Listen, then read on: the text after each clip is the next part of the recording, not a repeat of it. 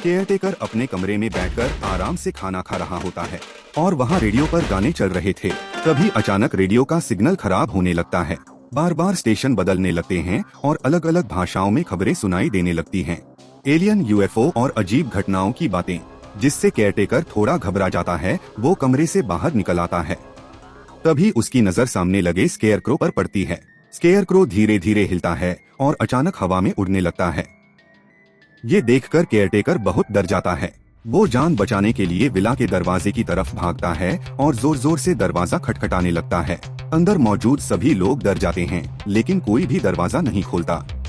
Caretaker और ज्यादा घबरा जाता है और वहाँ से भागने लगता है। भागते भागते वो खेतों में पहुँच जाता है और अचानक उसके ऊपर एक बहुत बड़ा यूएफओ दिखाई देता है। ये देखकर वो और ज्यादा डर जाता है और फिर से भागने लगता है। भागते भागते वो एक छोटी सी झोपड़ी में घुस जाता है और दरवाजा बंद कर लेता है। वो पूरी तरह घबराया हुआ होता है। तभी उसे एक तेज रोशनी दिखाई देती है। उसे महसूस होता है कि कोई उसकी तरफ आ रहा है।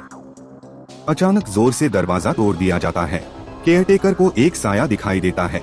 वो चिल्लाने लगता है कि उसने कुछ भी नहीं किया, लेकिन कोई उसे खींचकर ले जाता है। इधर विला में सभी लोग यूएफओ देख रहे थे।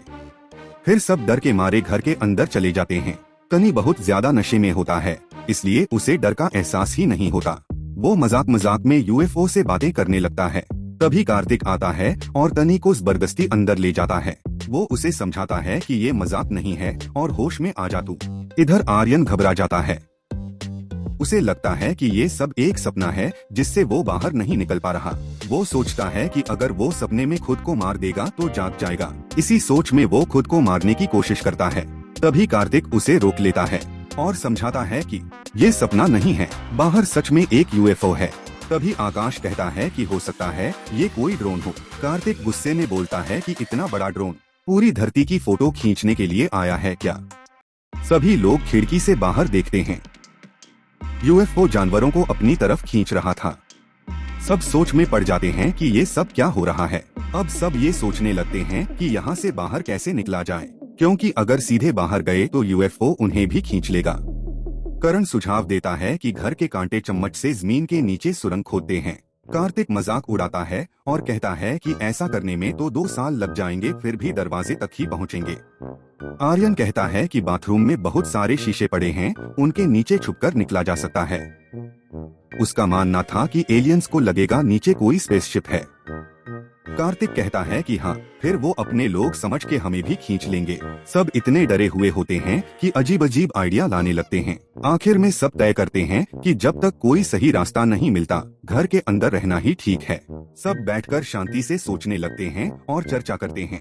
वो ये भी मानते हैं कि शायद इंडिया में आए एलियन अच्छे हों और ये भी बात करते हैं कि उनका यहाँ आने का मकसद क्या हो सकता है, लेकिन फिर भी बाहर निकलने का कोई रास्ता नहीं मिलता। कुछ देर बाद आर्यन और कार्तिक घर के पीछे वाले हिस्से में जाते हैं। वो सोचते हैं कि शायद वहाँ से निकलने का रास्ता मिल जाए, लेकिन पहले किसी को जाकर चेक करना होगा।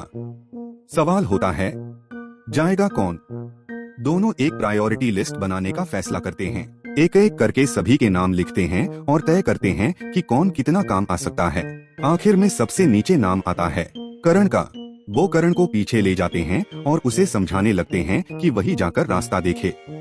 करण बहुत डरा हुआ होता है और मना कर देता है। तभी आर्यन बताता है कि उसके पास एक ड्रोन है। ये सुनकर कार्तिक गुस्सा हो जाता है और पूछता है, अगर ड्रोन था तो पहले क्यों नहीं बताया?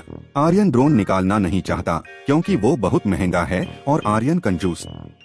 जैसे ही वो ड्रोन बैग से निकालता है, सब लोग ड्रोन उड़ाने की जिद करने लगते हैं, लेकिन आर्यन किसी को कंट्रोल नहीं देता और खुद ही ड्रोन उड़ाता है। ड्रोन थोड़ा आगे जाता है तो वो देखते हैं कि कुछ लोग खेतों में जमीन खोद रहे हैं। सब हैरान हो जाते हैं कि इतनी रात में ये सब क्या हो रहा है। ड्रोन आगे बढ़ता है तो ऊपर से एक जला हुआ सिंबल दिखाई देता है। थोड़ा आगे एक बैलगाड़ी में कुछ चमकदार सामान ले जाया जा रहा था। सब लोग कंफ्यूज हो जाते हैं, लेकिन ध्यान नहीं देते क्योंकि उनका मकसद बाहर निकलना होता है। फिर थोड़ी दूर पहुंचकर ड्रोन में दिखाई देता है कि आगे रास्ता बंद है। तभी कार्तिक को याद आता है कि उसके मामा ने एक शॉर्टकट बताया था। वो आर्यन से ड्रोन उस तरफ घुमाने को कहता है, लेकिन थोड़ी दूर जाते ही ड्रोन आगे बढ़ना बंद कर देता है। सबको लगता है कि शायद ड्रोन की रेंज खत्म हो गई हो। आर्यन ड्रोन को वापस ले आता है तभी एक पक्षी दिखाई देता है जो ऐसे ही सीधा जाता है और जलकर गायब हो जाता है। तब सच्चाई सामने आती है। पूरा इलाका एक हेक्सागोन शील्ड से ढका हुआ होता है। इस शील्ड के अंदर से न कोई बाहर जा सकता है और न ही बाहर वाले अंदर कुछ देख सकते हैं।